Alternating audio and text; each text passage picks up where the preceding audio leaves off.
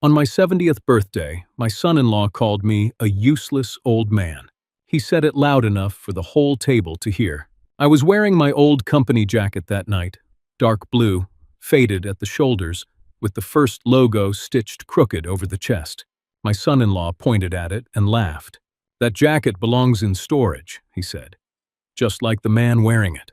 My daughter looked down at her plate. She said nothing. That silence hurt more than the insult. My grandson stopped eating. My granddaughter lowered her phone, but I could tell she had recorded every word. I did not argue. I just reached into my pocket and touched the old metal badge inside. Founder number 001. Then my phone rang. The name on the screen was Diane Bellamy. I answered quietly. Her voice was tight. "Sir, they need you upstairs. Welcome to Final Act Revenge. Tell me where you're watching from tonight, and what time it is where you are. Please take care of your health while you listen." Because the man who called me useless had no idea the company upstairs still answered to me. My name is Liam Arnold. I am 70 years old, born in Ontario, raised by cold winters, and remade by Florida heat. I came south as a young man with one duffel bag, 2 work shirts, and the kind of confidence only broke people have. Because when you own nothing, failure has very little left to take. I did not start as a businessman. I started in warehouses. I unloaded lumber until my shoulders burned. I carried bags of concrete mix until my palms split. I learned the weight of roofing tile, copper pipe, steel brackets, and every small thing builders forget until the truck is already leaving the yard. Florida taught me fast. Storms came through, roofs disappeared, contractors begged for materials, and men with dirty boots needed supplies more than speeches. That was where Arnold Coast Supply began. Not in a boardroom. In a rented yard behind a fence that leaned like it was tired of standing. My wife Marion kept the first books on a folding table with one bad leg. She wrote invoices, called customers, packed sandwiches, and corrected my math more times than my pride likes to admit. She once looked at my first invoice and said, "Liam, the lumber understood the numbers better than you did." I told her lumber was a patient teacher. She laughed and kissed my cheek, then rewrote the invoice so we could actually get paid. That was Marion. Sharp mind, warm hands, no patience for excuses. The old jacket Brett laughed at came from our first batch of company uniforms. The logo was stitched crooked because the local print shop gave us a discount after Marion promised to send them every contractor she knew. Dark blue, heavy cotton, too hot for Florida half the year. But I wore it anyway. I wore it when I delivered plywood after hurricanes. I wore it when I paid employees before paying myself. I wore it the night Marion and I slept on the office floor, because rain had come through the roof and ruined 2 pallets of drywall. That jacket was not fashion. It was proof. Proof that people can build something slowly enough for it to mean more than money. Years later, Arnold Coast Supply grew into warehouses, delivery fleets, supply contracts, regional accounts, and a board full of people who used words I never needed back when customers just wanted their order delivered before noon. When Marion got sick in 2021, I stepped back. Not because I stopped owning the company, because the woman who helped me build it needed me more than the company did. I put control inside Arnold Holdings, LLC, and a founder voting trust. The board handled daily operations. I stayed out of photographs, speeches, and executive dinners. That was my choice. A quiet one, maybe too quiet. Because when a man disappears from the front of what he built, younger people start assuming he was pushed out instead of stepping back. Brett Vale made that assumption. He married my daughter Nina and joined Arnold Coast Supply through the corporate side. He was polished, ambitious, and dangerous in the way smooth men can be dangerous. He could make cutting people sound like strategy and erasing history sound like growth. He loved saying the company needed modernization. I was not against change. A company that refuses to change becomes a museum. But Brett did not want change. He wanted replacement. He looked at old workers and saw expense. He looked at Marion's apprentice program and saw low margin. He looked at the founder wall and saw outdated decoration. And Nina, my Nina. She had grown up sitting on pallets in that first yard, eating peanut butter sandwiches Marion wrapped in wax paper. But somewhere between private schools, waterfront dinners, and Brett's expensive suits, she started looking at my old jacket like it embarrassed her. That part hurt. A daughter's shame is a quiet knife. A few weeks before my birthday, Diane Bellamy sent me a message. Diane had been board secretary long enough to remember when we kept meeting minutes in a file cabinet that stuck every August. Her message said, "Something is moving faster than the board approved." I should have called her right then, but old men make mistakes too. I told myself Brett was only chasing a promotion. I told myself Nina would speak up if anything truly dangerous happened. I told myself the company could handle one ambitious son-in-law. Then Diane called me during my birthday dinner, and I realized Brett was moving pieces of my company before the old founder was supposed to look up. After Diane's call, I did not go upstairs right away. I stayed at that birthday table for another few minutes because sometimes an old man needs to sit inside humiliation long enough to understand what it is really showing him. Brett was still smiling. Not the warm kind, the kind men wear when they think the room belongs to them. He had one hand resting on the back of my daughter's chair, talking to a contractor from the corporate office about legacy drag and market speed. He liked phrases like that. They sounded clean. They made people forget there were human beings underneath them. Companies don't survive by worshiping old stories, Brett said. A few people nodded. My daughter did not. But she did not disagree either. That was Nina's way by then. Silence with soft edges. I watched her push a piece of birthday cake around her plate with her fork. She had not taken one real bite. Her eyes were fixed downward, like if she did not look at me, she would not have to choose between the man who raised her and the man who promised her a safer future. I remembered her at 6 years old, sitting on a pallet in the first yard with sawdust on her sneakers.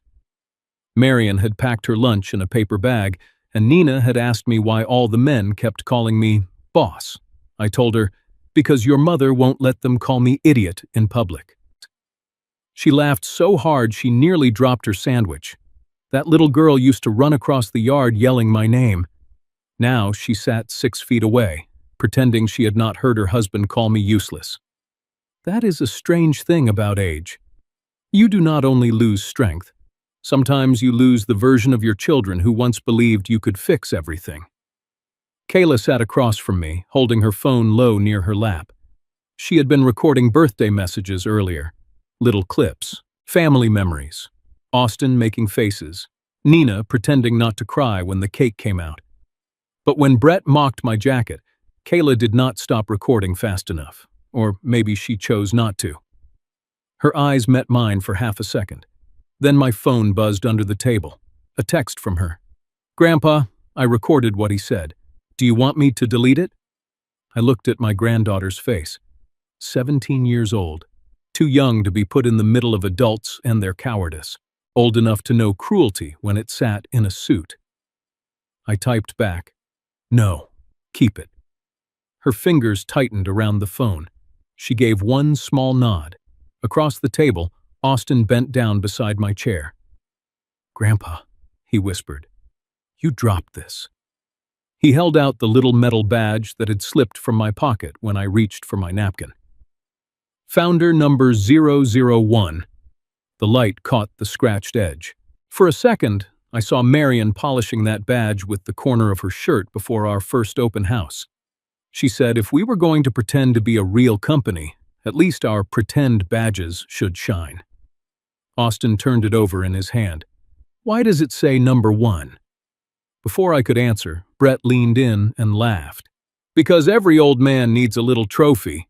A few people chuckled, not loudly. That almost made it worse. Quiet laughter is how decent people excuse themselves from stopping indecency. I took the badge from Austin and closed my fist around it. "It means I was there when the doors opened," I said. Brett smiled. Sure, Liam. And now some of us are trying to keep those doors open. Nina whispered, Brett, not now. But she whispered too late, and too softly. Brett reached under his chair and pulled out a slim black folder. He placed it beside Nina's plate, angled away from me, but not enough. Executive Succession Alignment. The title was printed in silver letters. Not board materials, not birthday notes. Succession. Nina's voice dropped. Does Dad need to sign anything? That question told me she knew more than she wanted to admit. Brett put his hand over hers. Only if he wants to stop being sentimental. I felt the room narrow. The jacket insult was one thing. This was another. Sentimental, in Brett's mouth, meant obstacle. Old meant removable. Founder meant decorative. I looked toward the restaurant window. Across the street, Arnold Coast Supply's top floor was still lit. My name was on that building, but from that table, I felt like a guest at my own life. Then Diane called again. I stood slowly. Brett smirked. Careful, Liam. Stairs at your age can be tricky. This time, nobody laughed. Maybe the room had finally run out of comfort. I walked into the hallway and answered. Diane did not waste a word. Sir, Brett Vale just requested emergency approval to remove the founder wall before tomorrow's vote. The hallway went silent around me. For a moment, I could hear only the low hum of the restaurant air conditioning and my own breath.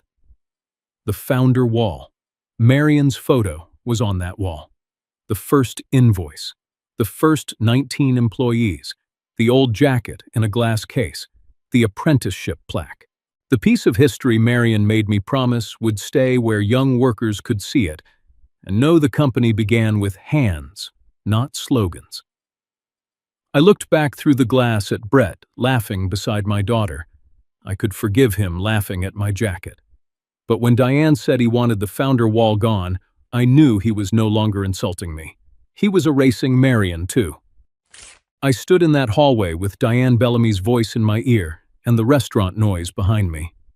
Forks on plates, people laughing too softly. Brett's voice floating through the glass like he had not just dragged Marion's name toward the floor without touching it. Say that again, I told Diane. She did.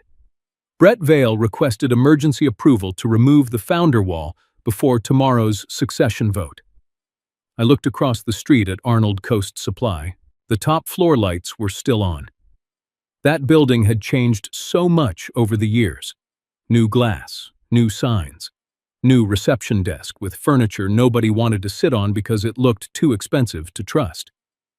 But inside that building, on the second floor hall, there was still one wall Marion insisted we keep. Not for vanity, for memory. There was a photo of the first yard after a storm tore half the fence down. There was the first invoice Marion rewrote because I had added 2 numbers wrong. There were the names of the first 19 employees. There was a photo of me wearing the same blue jacket Brett had just mocked.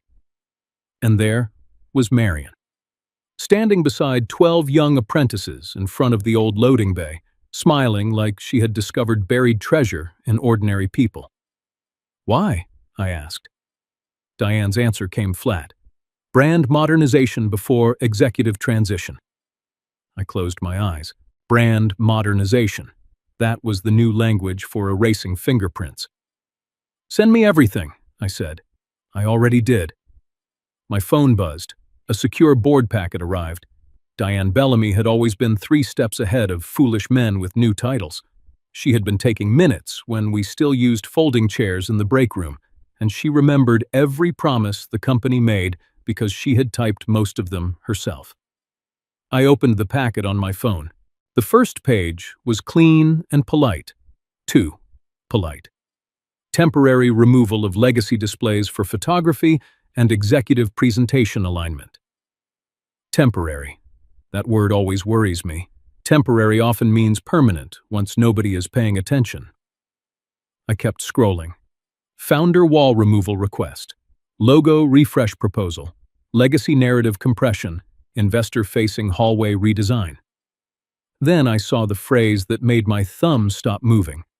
Outdated blue-collar narrative. I read it once. Then again. Brett had reduced my life, Marion's work, and the hands of hundreds of employees to a narrative problem. I almost walked back into that dining room right then.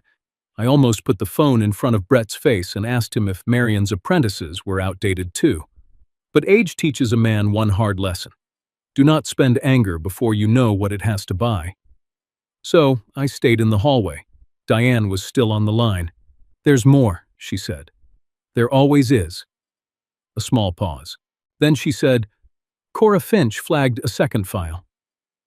Cora Finch was our CFO. She loved numbers more than most people loved vacations. If Cora flagged something, it was not gossip.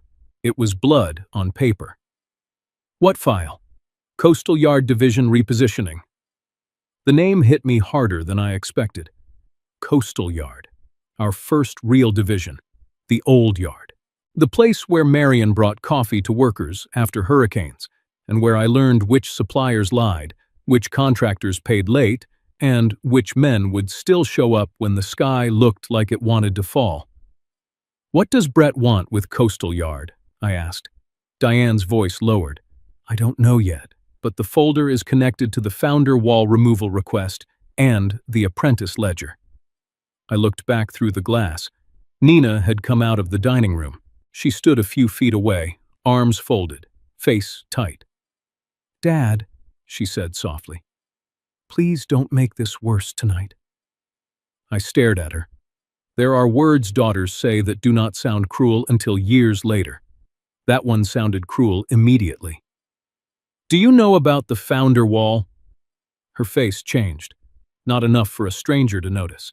Enough for her father. "Nina." She looked down, just like at the table. "Brett said it was just for the presentation," she whispered. "He said the company needs to look forward. Your mother is on that wall." "I know." "No," I said. "You remember, that's different." Her eyes filled, but she did not defend herself. That hurt too, because guilt without courage is still useless. Behind her, Brett appeared in the doorway with a glass in his hand and that polished half-smile of his. "Everything okay out here?" I slipped my phone into my jacket pocket. Diane had a question. Brett's smile tightened. "Diane worries too much about old paperwork." I looked at him. Old paperwork has a habit of surviving new men. For 1 second, his expression slipped.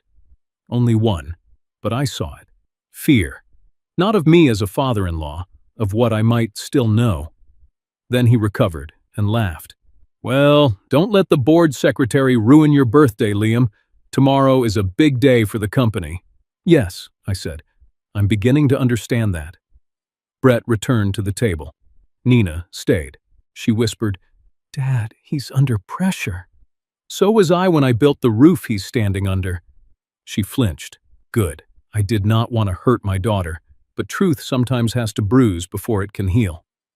My phone buzzed again. Another message from Diane. "Sir, Cora says the apprenticeship ledger access was restricted under Brett's temporary executive review request." I stopped breathing for a moment. Marion's ledger. That was not branding. That was not photography. That was not hallway decoration. That ledger held the names of every young man and woman Marion helped train when the world had told them they were not college material, not management material, not worth the patience. I looked at Nina one last time. "Go back to the table." "Dad." "Go!" She did. And I stood alone in that hallway, wearing the jacket Brett wanted stored away, while the phone in my hand filled with proof that he was reaching for pieces of my company he did not understand. I thought Brett wanted to erase my picture from a hallway. Then Diane told me he had reached for Marion's ledger, and that made the old jacket feel heavier than it had in years. I did not sleep much after that birthday dinner. Old men do not need as much sleep as young people think. But that night, it was not age keeping me awake. It was the phrase Diane had sent me. Apprenticeship ledger access restricted. I sat at my kitchen table before sunrise with the old company jacket folded over the chair beside me. The badge lay on the table, scratched side up, catching the pale morning light through the blinds. Founder number 001. A ridiculous little piece of metal, maybe. But Marion had pinned it on me the day we opened our first yard and said, "There, now try acting like a man who knows what he's doing." I had not known. Not really. But she did. She always knew how to make people stand taller before they had earned the posture. Around 7, Diane called again. "Sir, I have the files printed." Her voice was calm. Too calm. That meant she had found something ugly and already sorted it into tabs. I drove to a small conference office 2 blocks from Arnold Coast Supply, not the main building. Diane suggested it. She said Brett had too many friendly eyes near the executive floor. When I walked in, she was already there with 3 binders, 1 laptop, and a paper cup of coffee she had clearly forgotten to drink. Diane Bellamy had been with the company since the days when board minutes were typed on a machine that jammed, whenever Florida humidity decided to join the meeting. She did not hug me. She did not ask if I was all right. She simply stood and said, "I'm sorry about last night." I nodded. "Which part?" For the first time, Diane almost smiled. "All of it." Then she opened the first binder. Brett's modernization deck, clean design, expensive colors, photographs of smiling workers who probably had no idea their own jobs were being used as decoration. The first slides were harmless enough: efficiency, market expansion, inventory technology, regional growth. A man can hide many sins behind words that sound like progress. Then Diane turned to a page marked Workforce Legacy Alignment. I read the title twice. Legacy, in Brett's language, meant old enough to cut. Under it was a list: Coastal Yard Division, Founder Display Consolidation, Mentor Labor Redistribution. And then I saw Marion's name. Marion Arnold Apprentice Path, Low Margin Goodwill Activity. Recommend phase-out within 90 days. For a moment, I could not hear the room. Not Diane breathing, not the air conditioner, not traffic outside. Just Marion's voice in my memory, telling a 19-year-old apprentice named Luis that he was not stupid because school had not fit him well. "Some people learn with books," she told him. "Some people learn with hands. Both can build a life." Low-margin goodwill. That was what Brett called it. Not training, not second chances.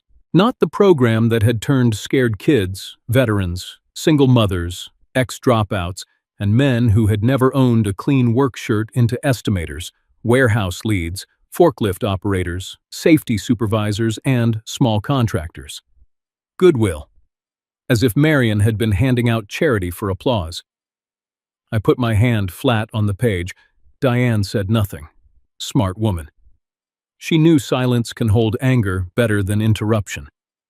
"My wife did not build charity," I said. My voice came out lower than I expected. "She built tradesmen." Diane nodded once and slid another report across the table. Donna Clay's warning memo. Donna ran the apprentice path now. Marion had trained her herself. She had the kind of patience that could teach a frightened young worker how to read a delivery manifest without making him feel small. The memo said that if Brett's recommendation went through, 27 current apprentices would lose placement. 11 mentor employees would be reassigned or cut from training hours. The safety math course would disappear. The tool grant fund would be folded into general operations. 27. I thought of 27 young people showing up early, nervous, trying to look tougher than they felt. I thought of Marion standing at the whiteboard with a marker in one hand and a coffee cup in the other. She used to tell them, "A job is not just a paycheck. It is proof you can be trusted with tomorrow." Brett wanted to sunset that, another pretty word. Sunset, as if he were not shutting off the light.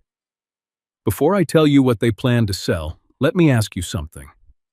If your son-in-law called you a useless old man on your 75th birthday and your own daughter stayed silent, would you walk away to keep peace?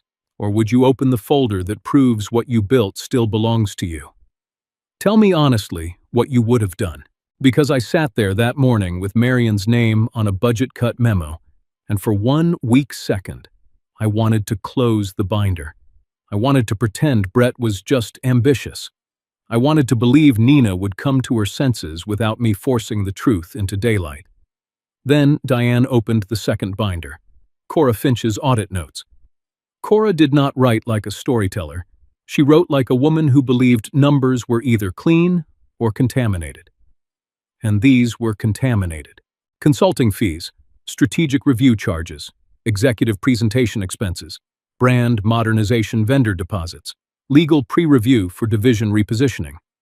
Several lines were tied to an outside firm I did not recognize, Gulf Bridge Capital. I looked up. Private equity? Diane's face told me enough. We don't have board approval for any sale discussion, she said. Not a binding one. But someone has been preparing one. Yes. She turned the page. There it was, again.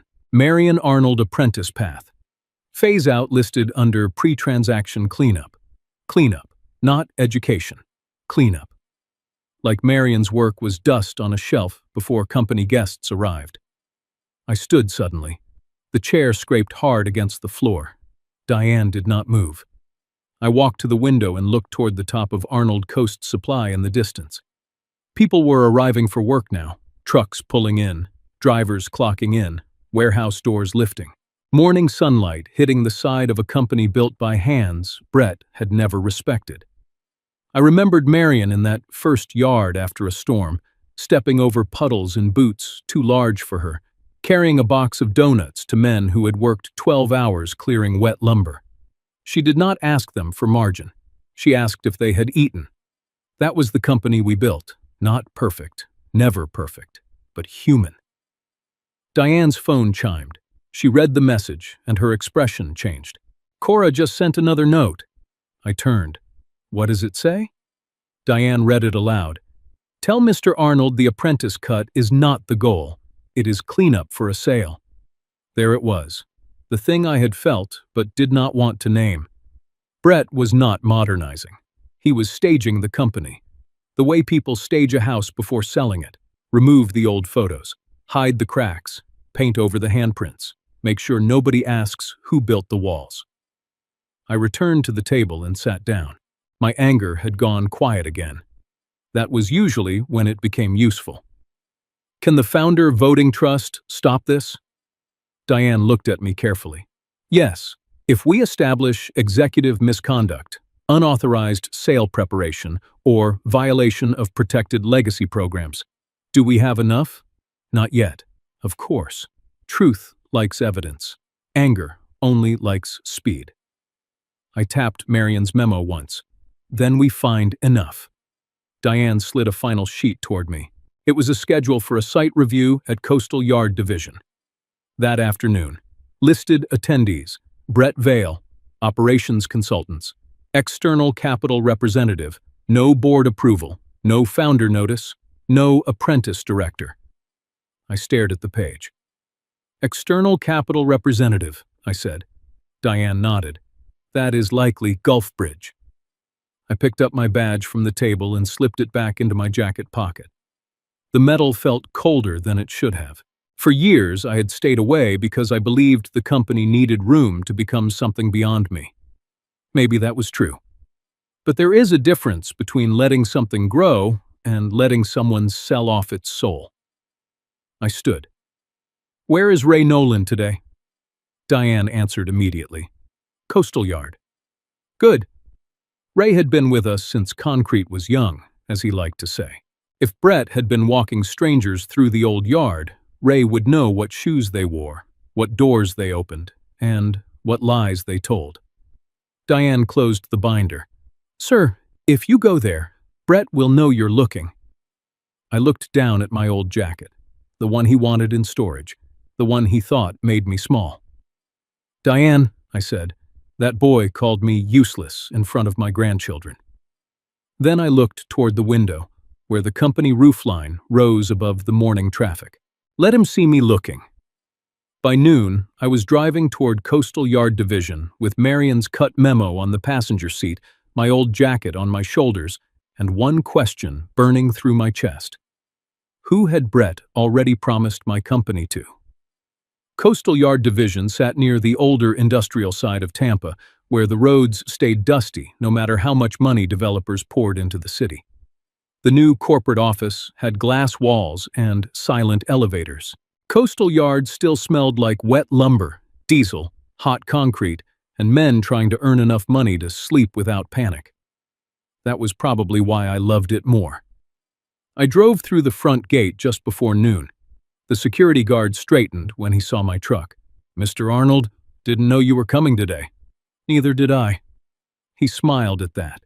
Word travels fast in places where people still look each other in the eye. The warehouse doors were open. Forklifts moved slowly between stacks of drywall and treated lumber. Somebody had an old country song playing too quietly from a radio near loading bay 3. For 1 second, I forgot Brett Vale existed. Then I saw the temporary banners. Operational Transition Review, white lettering, corporate language again, always clean enough to hide the dirt underneath. Ray Nolan spotted me before I reached the office. "Hell!" he barked, wiping his hands on a rag. "Look what the hurricane dragged back." Ray had worked for me 36 years. Thick shoulders, gray beard, knees ruined from loading trucks before forklifts got good suspension. He hugged me once after Marion died. That was the only time I had ever seen him cry. Now he looked at my jacket and grinned. "Still got that thing?" "It survived longer than most executives." "That ain't hard." I laughed, despite myself. That was Ray's gift. He could loosen grief just enough for a man to keep breathing. We walked through the yard together. Employees nodded when they saw me. A few looked nervous. Others looked relieved. One apprentice nearly dropped a clipboard trying to stand straighter. That bothered me. People should not look relieved to see the founder of the company. It meant something had already started rotting while I stayed away. Ray pointed toward a stack of fresh signage near the loading area. New logos, new branding, no mention of Marion Arnold apprentice path anywhere. I stopped walking. "What happened to the apprentice signs?" Ray scratched his beard. "Facilities team took them down yesterday." "Why?" "They said investors don't need to see training clutter." Training clutter. Another clean phrase for disrespect. We continued toward the old training bay Marion built beside the warehouse offices years ago. She always said apprentices should learn close enough to hear real work happening. The bay looked wrong now. Too empty. The bulletin board had been cleared. The handwritten safety reminders were gone. Marion's old laminated checklist had disappeared from the wall. Only the outline remained where sunlight had not touched the paint. Like a ghost. A young apprentice named Caleb Morris stepped carefully around us, carrying copper fittings. He froze when he recognized me. "Mr. Arnold, sir." "You still in Donna Clay's class?" "Yes, sir." "How's the math section?" He grinned nervously. "Harder than lifting concrete." "That means Donna's teaching it right." Ray laughed. But the kid's smile faded quickly. "Are they really shutting us down?" There it was. The thing nobody at corporate had the courage to say out loud while the people downstairs were already whispering it to each other. I looked at Ray. He answered quietly. Rumors spread fast.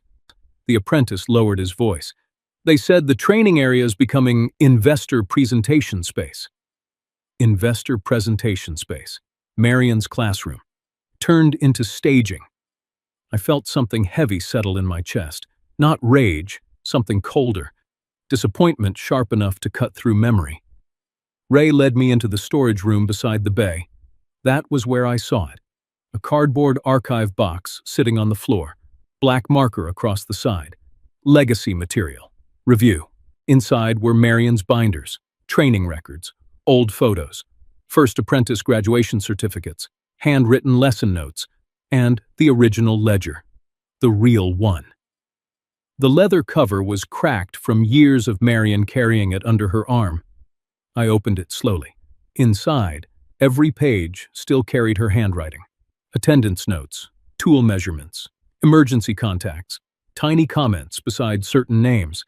Needs confidence. Very sharp with numbers. Single mother. Excellent under pressure. Doesn't believe in himself yet. I ran my fingers over the ink. Marion never saw workers as labor. She saw unfinished futures. Ray stood beside me quietly.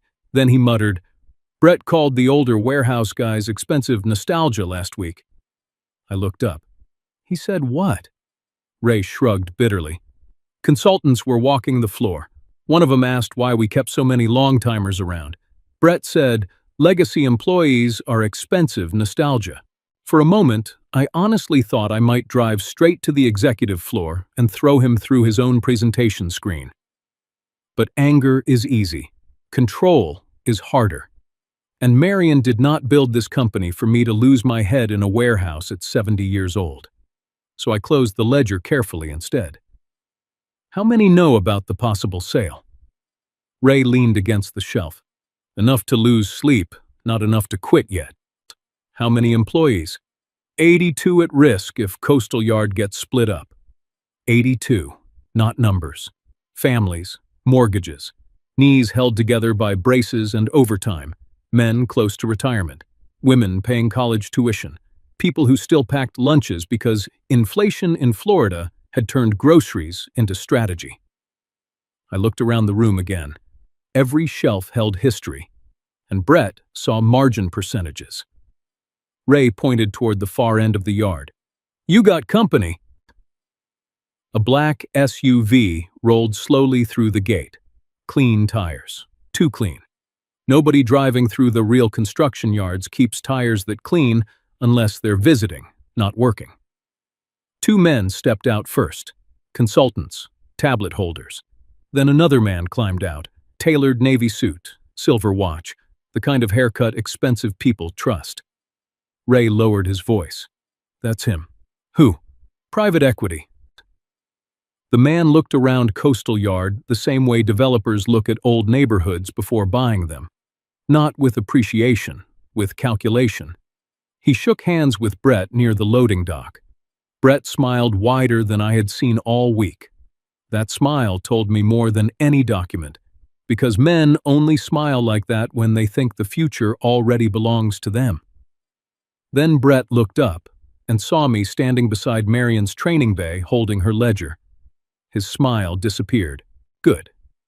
The suited man followed Brett's eyes toward me. He walked over confidently.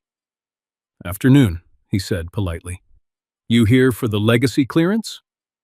Legacy clearance. Not founder history, not company heritage. Clearance. Like old inventory before disposal. I stared at him. "What clearance?" The man adjusted his cuff slightly. "Mr. Vale assured us founder resistance would be handled before the vote." The entire yard seemed to go quiet around me. Forklifts still moved. Engines still hummed. But inside my chest, something old and dangerous finally stood up. I looked at Brett across the yard, then down at Marion's ledger in my hands. And for the first time in years, I reached for that old jacket not as memory, but as armor. The man in the navy suit looked at me politely, waiting for an answer. Behind him, Brett had stopped smiling. That alone told me enough. Confident men only lose their smile when they suddenly realize the room contains information they did not plan for. I stepped closer. "You said founder resistance would be handled." The suited man glanced toward Brett before answering. A mistake. Small, but revealing. Mr. Vale assured Gulfbridge Capital the transition process was under control. There it was. Gulfbridge Capital. A real name now. Not rumor, not suspicion. Brett walked toward us quickly. "Liam," he said, forcing calm into his voice. "This isn't really the place for..." "For what?" I asked. "Questions?"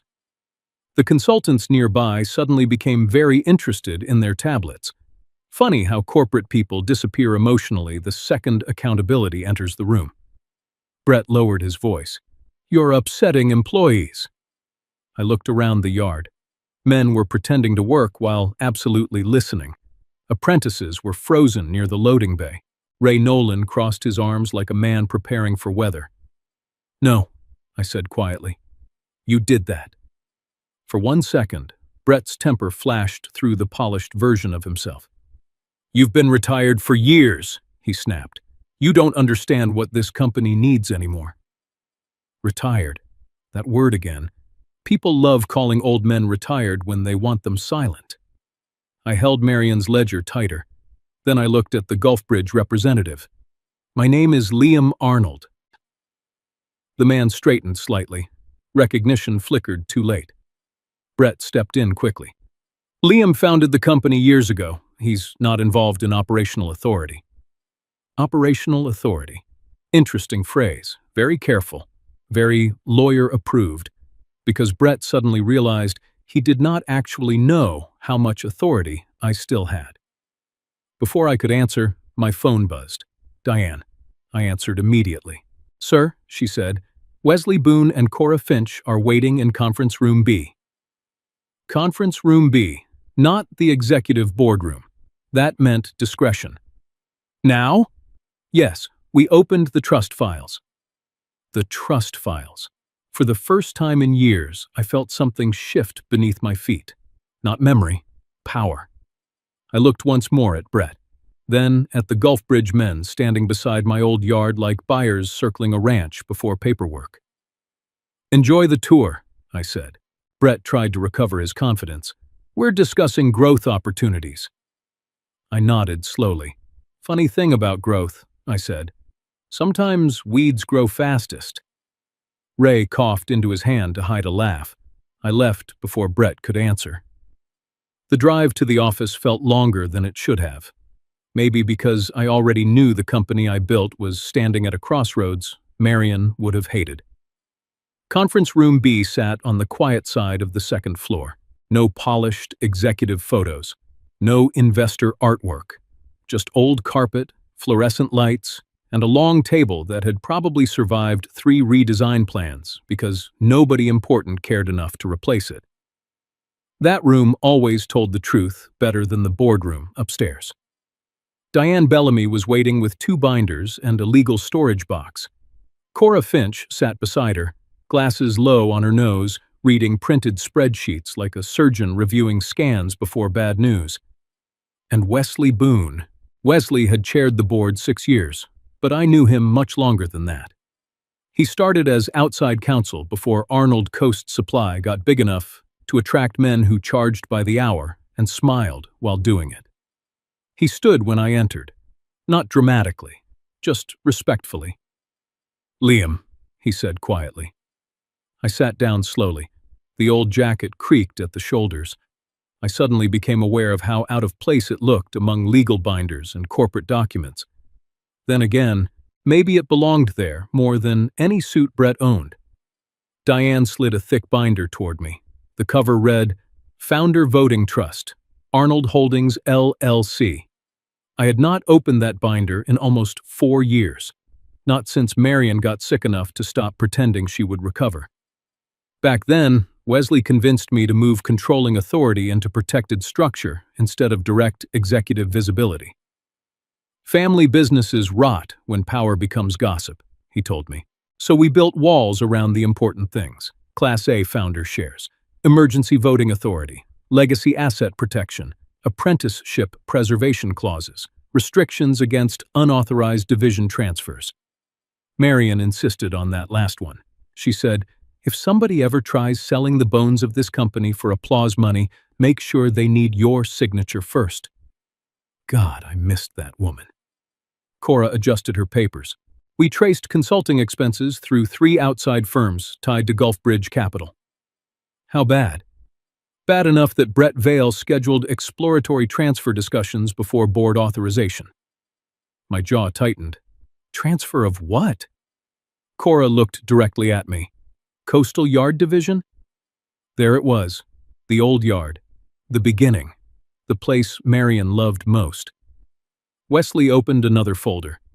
Liam, Brett may have assumed your authority expired when you stepped back from operations, but it didn't. No. Diane turned several pages and pointed. Founder Voting Trust retains controlling founder authority under emergency governance conditions, including unauthorized sale preparation, protected legacy asset removal, executive misconduct, or violation of apprenticeship covenant agreements. I read the paragraph twice. The words looked strange after so many years away from board language. Then Wesley leaned back slightly and said the sentence Brett Vale should have asked years ago before insulting me in public. "You still control Arnold Coast Supply, Liam?" The room went quiet.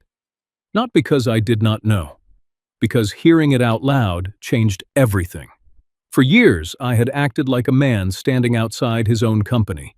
Now the walls were moving back around me. Cora slid another document over. Bonus acceleration structure, executive promotion trigger, Gulf Bridge transition incentives. Numbers filled the page. Big numbers. The kind that make ambitious men convince themselves morality is outdated. "Brett gets this if the division transfer clears investor review," Cora said. I stared at the total. Enough money to buy silence from weaker people. Enough to convince a man his father-in-law's history was standing between him and greatness. Diane opened her laptop. "There's one more thing." Kayla's birthday video appeared on screen. I felt my stomach tighten immediately. The footage shook slightly because she had been holding the phone low. Then Brett's voice filled the room. "That jacket belongs in storage, just like the man wearing it." Silence afterward. Then the line that sounded even uglier in a quiet conference room. "You're a useless old man."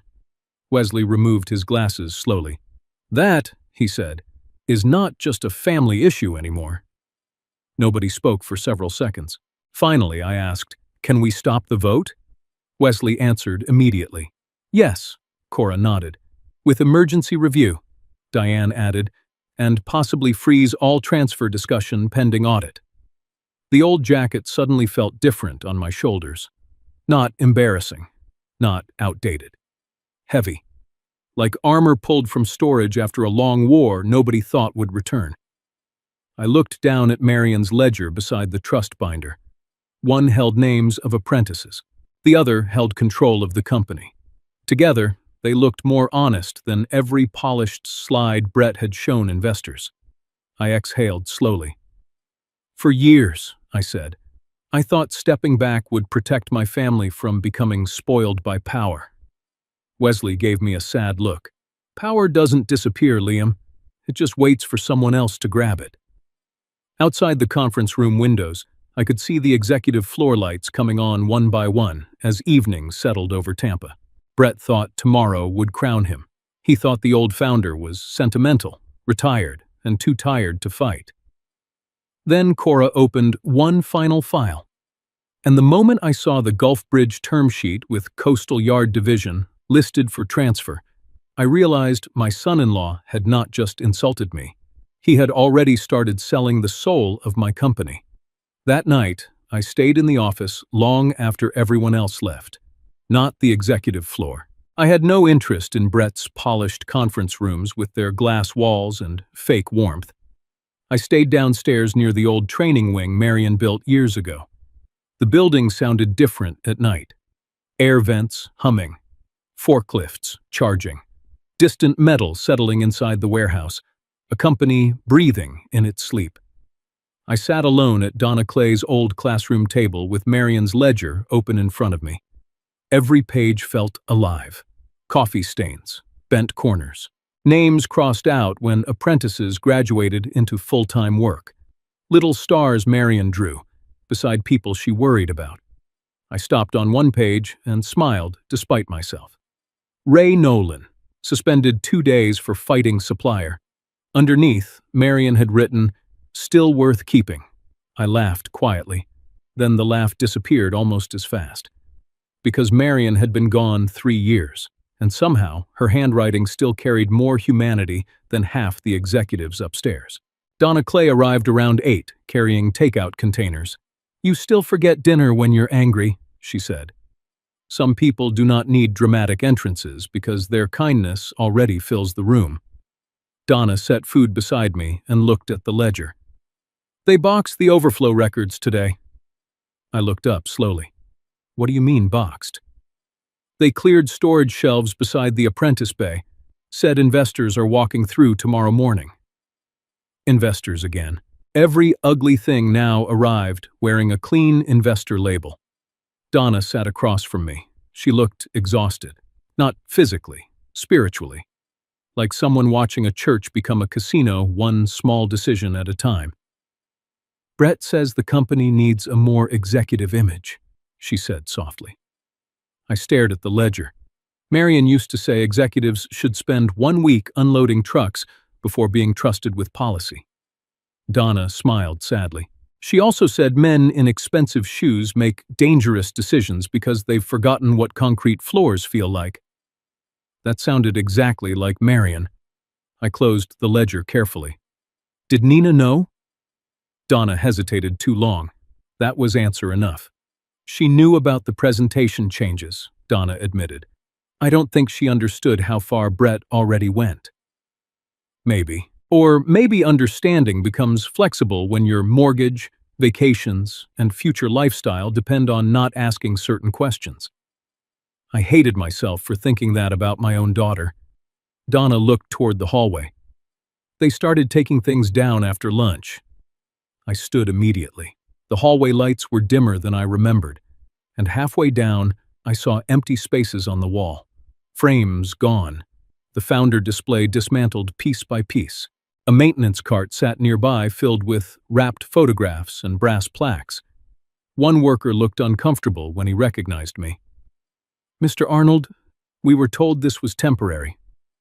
Temporary. There was that word again. I walked closer. The giant black and white photo of the first yard had already been removed.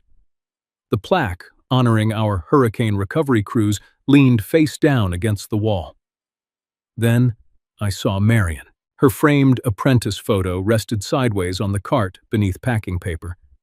For a second, I could not move. Not because of the frame, because of the disrespect.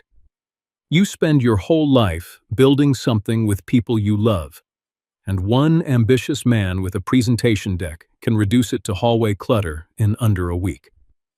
I reached for the frame slowly. My fingers shook. Donna touched my arm gently. Liam. But I barely heard her, because under Marion's photo, I saw my old company jacket folded inside a clear storage bin. Founder display item. That was the label. Display item. Not the jacket I wore during hurricanes. Not the jacket Marion stitched after the shoulder. Tore loading wet plywood. Not the jacket Nina used to sleep under in my truck when she was little. A display item. Something broke quietly inside me then. Not loudly, not dramatically. Just enough for me to realize grief never truly leaves. It waits. Then finds a new door. I lifted the jacket from the bin. The cotton still smelled faintly like sawdust buried deep in the old fabric. Donna's eyes filled. They weren't supposed to touch that tonight. I looked around the hallway. Half-empty walls, packing tape, storage labels. History wrapped for removal before the official vote even happened. That was when I understood something important. Brett was not preparing for approval. He was preparing for ownership. The decision had already happened in his head. We were all just expected to catch up. My phone buzzed. Kayla, Grandpa, Mom, and Brett are fighting at home. I stepped away from the cart and answered immediately. Her voice sounded shaky. He thinks somebody leaked files to the board. Did your mother say anything? She asked if he already signed something with Gulfbridge. That made my chest tighten. Already signed. Not planning, not discussing. Signed. In the background, I heard Brett yelling. Not words at first, just anger. Then clearer. You think your father can stop this because he wore a damn warehouse jacket? Kayla whispered. Grandpa, he's scaring Austin. I closed my eyes. There are moments when family stops feeling like shelter and starts feeling like weather damage. I'm coming, I said. No, she answered quickly. Mom told him to leave. Interesting. Very interesting. Nina finally pushing back. Too late maybe, but real. Before I could answer, another voice echoed down the hallway behind me. Well, this looks emotional. I turned. Silas Crow stood there, Gulfbridge Capital, hands in his coat pockets like he already owned the building. He glanced at the dismantled founder wall without shame. Transitions are difficult, he said casually. Donna stepped between us instantly. I think you should leave. Silas ignored her. His eyes stayed on me. You know, Mr. Arnold, private equity isn't personal. I laughed once, a dry sound. Only people who profit from layoffs say things like that. His smile barely moved. Companies evolve. I looked at Marion's photo in my hands. Into what? Silas glanced toward the empty spaces on the wall. Into assets that perform efficiently. Assets, not people, not apprentices, not families. Assets. Then he nodded toward the jacket. Brett assured us founder resistance would calm down after the transition announcement. There it was again, founder resistance, as if I were some outdated machine making noise before disposal. I stepped closer to him slowly. You keep talking like the company already belongs to you. Silas met my eyes calmly. Doesn't it? That question hit harder than shouting would have. Because for the first time since Marion died, I honestly was not sure whether I had protected the company by stepping away or abandoned it. Silas gave a polite little nod and walked off toward the executive elevators. Donna whispered, He acts like the sale already closed. Maybe because somebody promised him it would. I looked back at the stripped hallway. Marion's photo, the empty wall hooks, the discarded plaques, the old jacket in my arms. And suddenly, I did not feel like the founder anymore. I felt like a widower standing inside the ruins of his wife's memory. Then, I noticed something taped to the maintenance cart, a printed facility order, training bay repurpose schedule, approved by Brett Vale. Phase 1 completion, before board vote. I stared at the paper. The vote had not happened yet, but Brett had already begun erasing us anyway. And that was the exact moment I stopped thinking about whether confronting him would damage the family, because my son-in-law had already decided Marion's legacy was worth destroying before I was even done grieving her. I drove home with Marion's jacket folded beside me and her framed apprentice photo resting carefully in the back seat. The city lights blurred across my windshield. Tampa had changed so much over the years.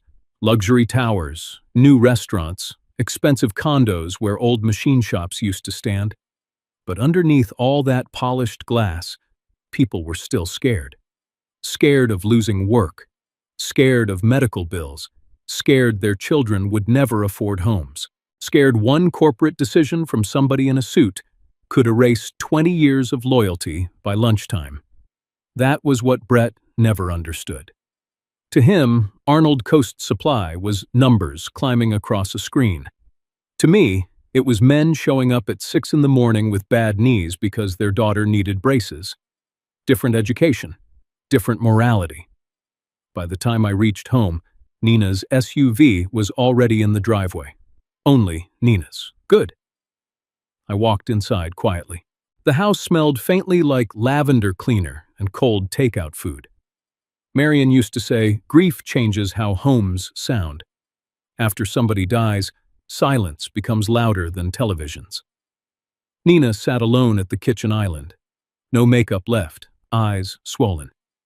She looked tired in the way wealthy people rarely admit they can become. Where's Brett? I asked. At a hotel. Not, I don't know, not working late. A hotel. That told me the fight had gone further than either of them expected. Kayla and Austin were upstairs. I could hear footsteps moving softly above us.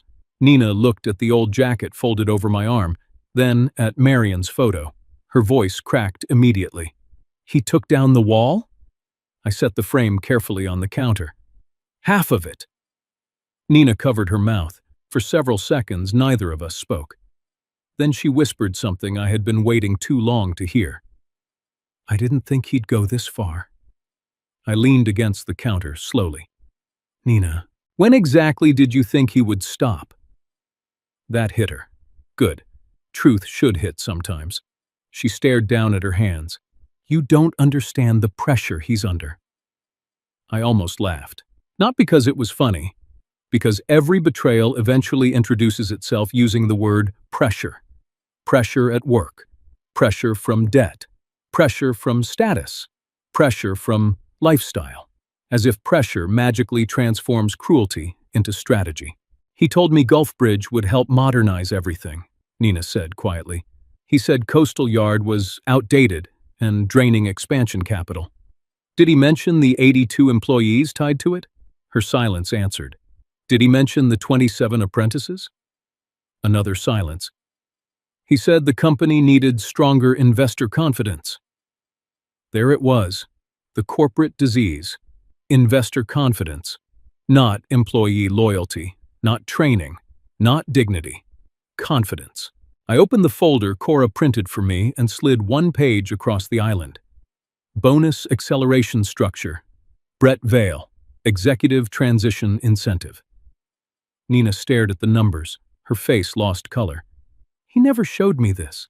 Of course he didn't. She kept reading.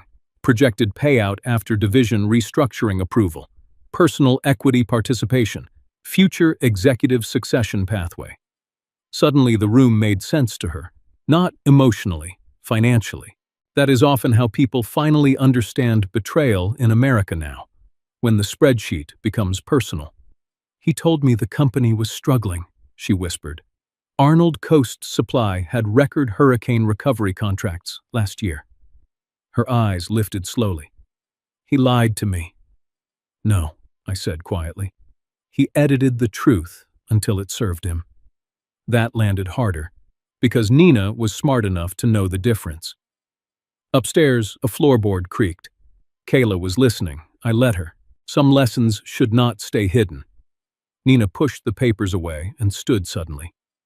You think this is easy for me? No, I answered honestly. I think it became easier when the money got bigger. Tears filled her eyes immediately. I spent my whole life trying not to become the poor little warehouse girl people laughed at. That sentence broke something inside me more than Brett's insults ever did. Because finally,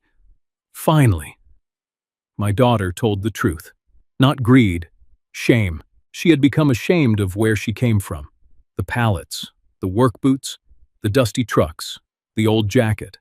All the things that built her life embarrassed her once richer people entered the room. I sat down slowly. When your mother got sick, I said, she asked me one question before she died. Nina looked at me through tears. She asked if success had made this family kinder, or just more expensive. Nina started crying then, not dramatic movie crying, quiet crying. The dangerous kind people do when they realize they betrayed themselves long before they betrayed anyone else. But even then, I still did not know the worst part. My phone rang. Cora Finch. I answered immediately. Liam, she said, voice tight. We found the complete Gulf Bridge packet. I stood up at once. What packet? Full transfer prep documents, internal projections, investor talking points. My chest tightened. And? Silence. Then Cora said the sentence that finally turned this from ambition into something uglier. He prepared the sale before your birthday dinner. The kitchen disappeared around me for a second. Before the dinner. Before the insult. Before the founder wall. Before the argument. This was already moving long before Brett called me useless. He had not lost control after humiliation. The humiliation was part of the process. Cora kept talking. There's more. The packet includes a legacy narrative retirement schedule. What does that mean? It means Gulf Bridge requested gradual removal of founder identity from public branding within 18 months. Founder identity. That was me. That was Marion. The old yard, the apprentice wall, the jacket, everything. Nina whispered, "Oh my God." But Cora was not done. The packet also includes executive family positioning notes. Cold spread through my body. What kind of notes? Paper shuffled on her end. Then she read aloud. Founder emotionally attached to outdated labor-era structures. Family alignment expected through daughter relationship. I closed my eyes. Family alignment. Brett had used Nina as leverage, not just emotionally, strategically. Cora lowered her voice. One more thing, Liam. I waited. The package assumed founder resistance would collapse after public transition of authority at your birthday event. An birthday event, not family dinner. Event, planned optics. My own birthday had been turned into a staging platform. The insult, the jokes, the public humiliation. It was all meant to shrink me before the transition announcement. I looked at Nina. She looked sick now. Actually, sick. Did you know? I asked. No, she whispered immediately. I swear to you, I didn't know he planned that. I believed her, partly. She did not know the full strategy, but she knew enough to stay quiet, and silence is expensive when it protects the wrong person. Cora spoke again. Wesley's calling emergency review tomorrow morning. Good. We also found draft language for post-sale restructuring. I gripped the phone tighter. What restructuring? Another pause. Then, closure recommendation for Marion Arnold apprentice path after transition stabilization. There it was. Final and clean. Not reduction, not modernization. Death. Marion's program was never supposed to survive the sale. I looked at the old jacket hanging over the kitchen chair. Then at Marion's photo. Then at my daughter standing in the middle of a house built by the very things she once felt ashamed of. And suddenly, I understood something terrifying. Brett never planned to become part of the Arnold legacy. He planned to replace it completely. Then Cora said the words that made tomorrow stop feeling like a board meeting and start feeling like a funeral for either my company or my family. Liam, Gulfbridge scheduled the preliminary celebration dinner for tomorrow night. They think the deal is already done. The next morning, I wore the old jacket again. Not because it looked good. It didn't. The shoulders were faded. One cuff still carried a thin white stain from drywall compound 15 years earlier. The zipper stuck halfway unless you pulled it gently first. But Marion used to say something important about old things. If it survived hard years, she told me once, don't apologize because it shows wear. So I wore the jacket. Founder number 001 sat heavy in my pocket as I walked into Arnold Coast Supply before sunrise. The lobby looked too polished now. White marble floors, quiet music, touchscreen directories, no smell of lumber anymore, no smell of work. The receptionist nearly stood when she saw me. Good morning, Mr. Arnold. That surprised me, not the respect, the memory. I nodded politely and headed for the elevators. As the doors closed, I caught my reflection in the mirrored wall.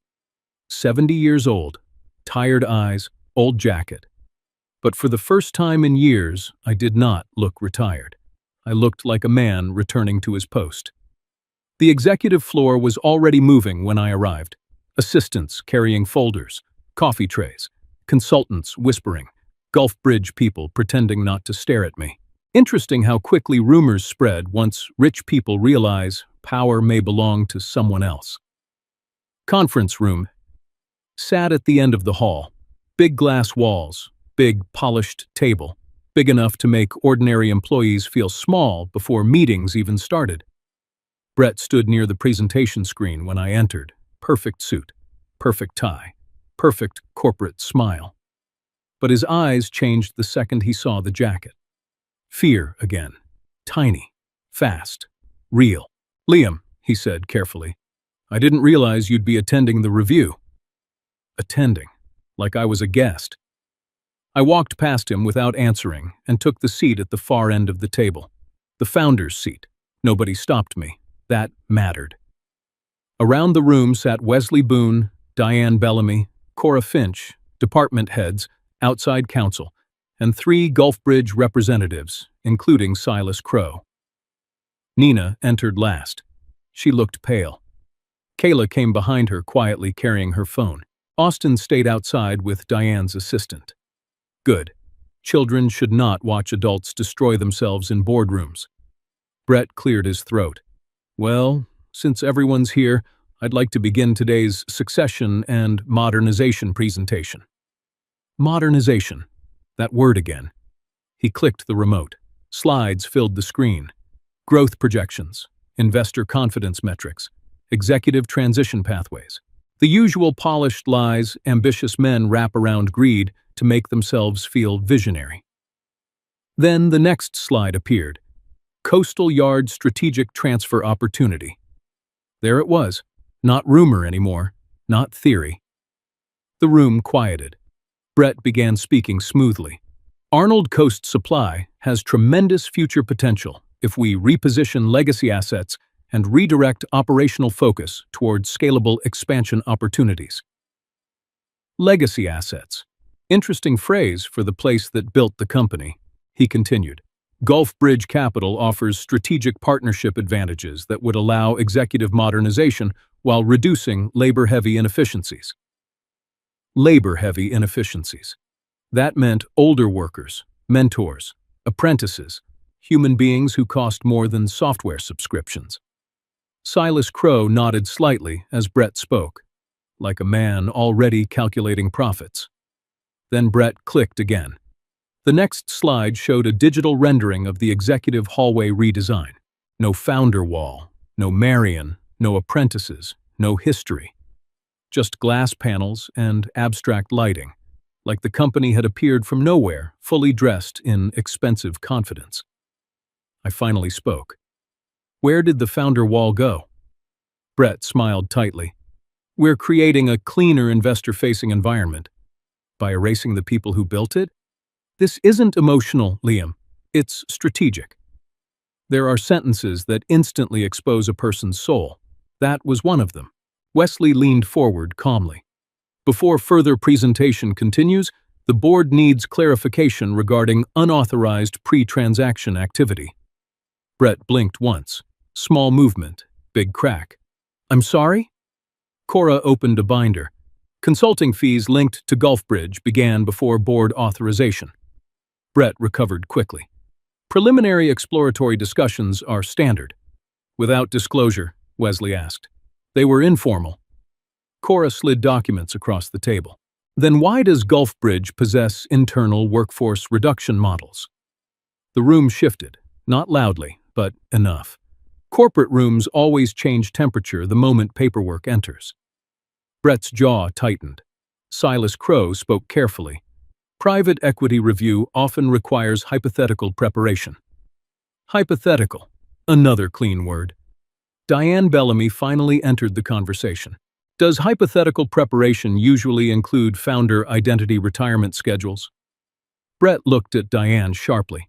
Mistake. Never underestimate board secretaries. They survive longer than executives because they hear everything while appearing invisible. Brett straightened his tie. This company cannot stay trapped in nostalgia forever.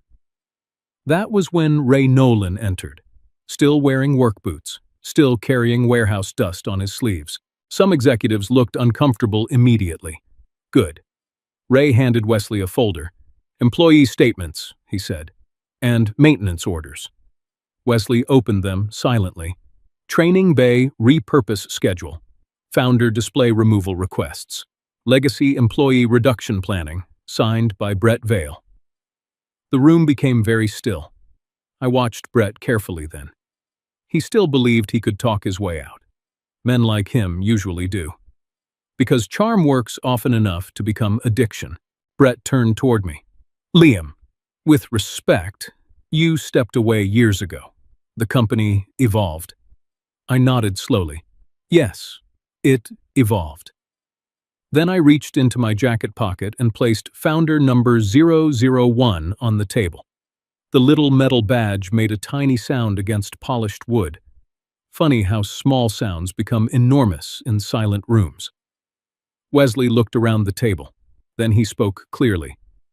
For the record, Liam Arnold retains controlling authority through the Founder Voting Trust. Everything stopped. Absolutely everything. Brett stared at Wesley, then at me.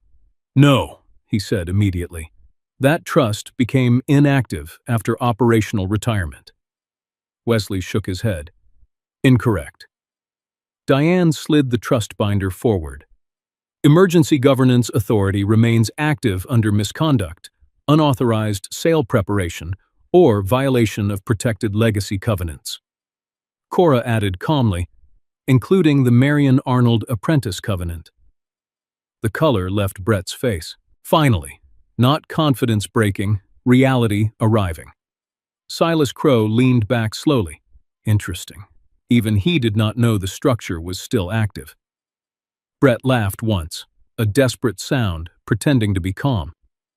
"You're really doing this because of an old hallway display?" "No," I answered quietly. "I'm doing this because you tried selling the soul of a company built by people you call inefficient." He opened his mouth again, but Kayla suddenly stood. Everyone turned. My granddaughter's hands shook slightly as she connected her phone to the screen. Then the birthday video played. "You're a useless old man," Brett's voice echoed through the room. Nobody moved. The footage continued. "That jacket belongs in storage, just like the man wearing it." Kayla stopped the video. Silence. Heavy silence. The kind that cannot be repaired with executive vocabulary. Nina began crying quietly beside the wall. Brett looked around the room desperately now. "This is personal manipulation." "No," Cora said coldly. "This is character evidence." Wesley folded his hands. "Given the evidence presented, the board is initiating emergency governance review." Diane continued immediately. "All Gulf Bridge negotiations are frozen pending audit." Cora added, "Executive promotion review suspended." Ray Nolan crossed his arms. Donna Clay entered quietly at the back, carrying Marion's original apprentice ledger. One by one, the room stopped belonging to Brett. He looked at me then, really looked at me, not as an old man, not as a retired founder, as the person still holding the roof above his career. "You can't destroy my future over this," he whispered. I stood slowly. The old jacket creaked softly at the shoulders. "No," I said. "You destroyed it the moment you confused human beings with obstacles." Then I looked around the boardroom, at the investors, at the executives, at my crying daughter, at Marion's ledger sitting beside the trust binder, and for the first time since Marion died, I felt her standing beside me again, not in grief, in principle.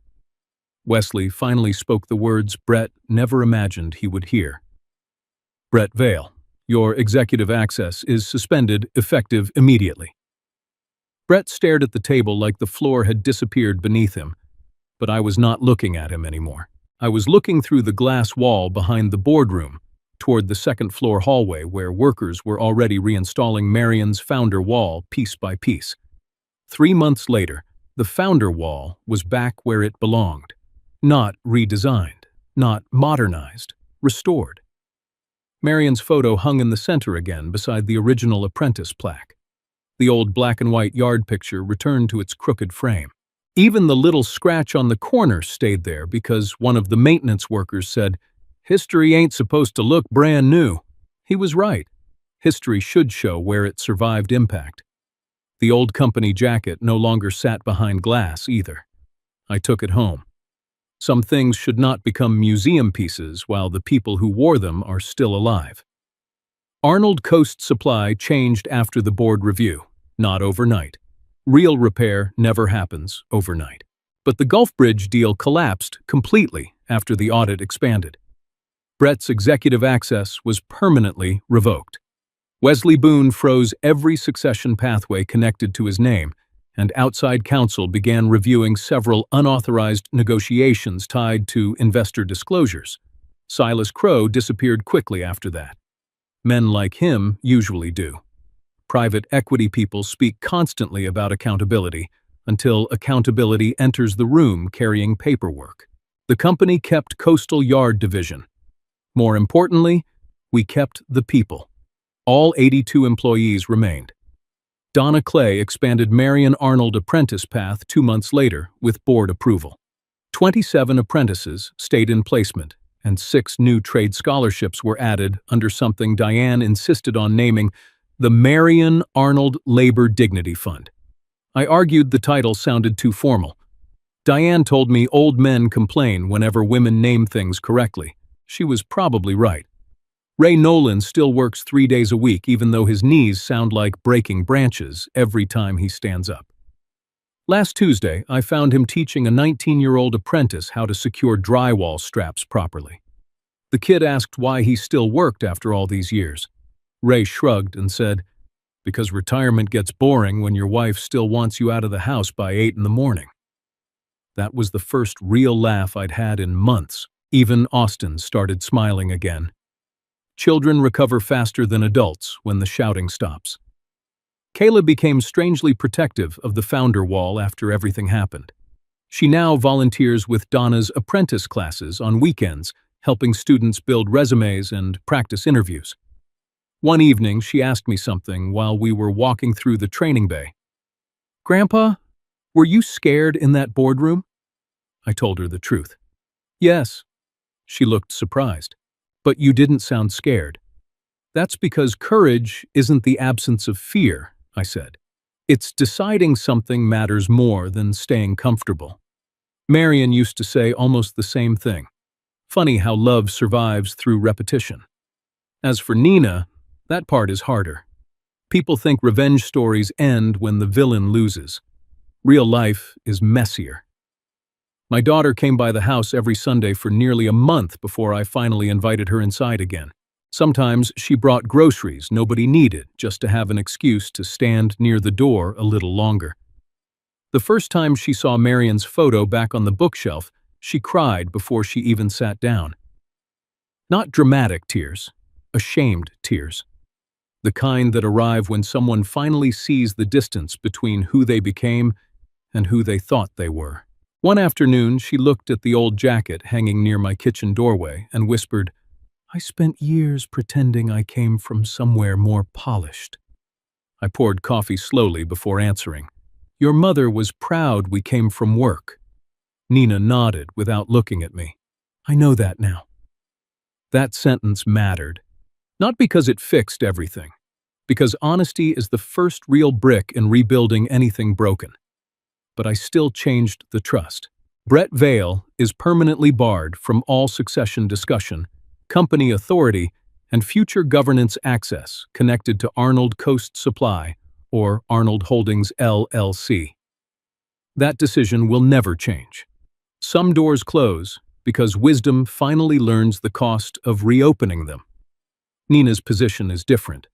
I told her she may return to family trust conversations one day, only if she publicly admits why she stayed silent that night at my birthday dinner.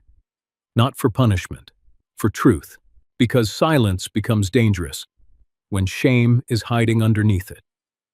And shame was the real poison in our family. Not money, not business. Shame about old jackets, old jobs, warehouse floors, working hands. America teaches people strange things sometimes. It teaches children to admire comfort so much they begin feeling embarrassed by the sacrifices that created it.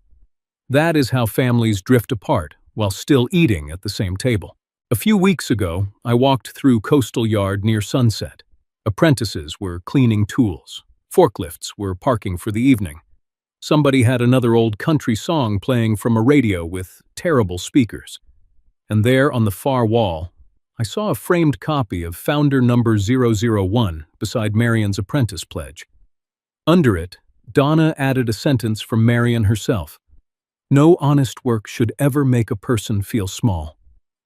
I stood there a long time looking at those words, because maybe that was the real fight all along. Not a boardroom fight, not a business fight, a fight over whether dignity still matters in a world obsessed with appearances. At 70 years old, I finally understand something clearly. People rarely destroy families all at once. Usually they do it slowly. One silence, one compromise, one embarrassed glance at a working man's jacket at a time. And healing works the opposite way. one truth at a time, one apology at a time, one act of courage at a time. Thank you for spending this time with me today. Please tell me in the comments where you are watching from and what time it is where you are right now. And if this story moved you even a little, don't forget to subscribe to Final Act Revenge. Another story is waiting for you on your screen right now. And maybe YouTube already knows which one your heart needs next.